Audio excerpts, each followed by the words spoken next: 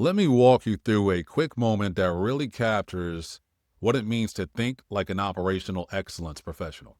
You see, the other day, I was reviewing my course, Mastering Operational Excellence in the AI Era, and I paused and said to myself, I said, okay, I think I'm about halfway done.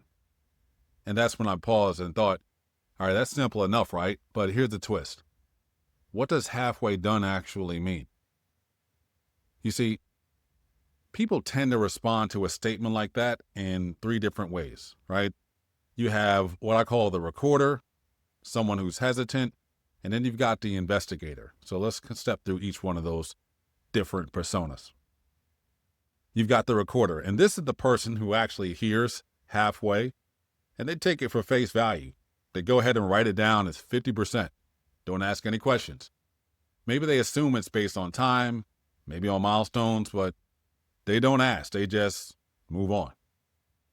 Then you got the second person, right? This is the hesitant analyst. And this person hears the ambiguity about halfway. They know that halfway could mean several things. It could mean time, task volume, modules completed, even just a gut feeling, but they don't challenge it. And why? Because they're afraid of coming off as rude, or they've been conditioned to not question authority or question for clarity. And then you've got this third person. This is the investigative professional. And this is where operational excellence lives. This person here is halfway done, and they say, can you clarify what you mean by halfway? Are we talking about time? Are we talking deliverables, heuristics? What's your measure?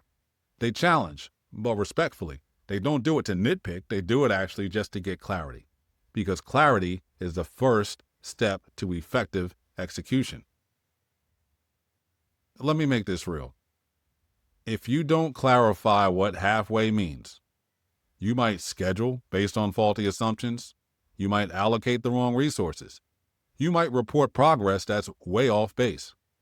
And that's exactly how good teams fail. And they don't fail from incompetence. They fail from ambiguity. That's why, as operational excellence professionals, our job is to challenge ambiguity head on. It's why we use tools like SIPOCs and CTQs and VOCs. We don't do it just to fill out templates and do paperwork, but we do it to ask the right questions before we act.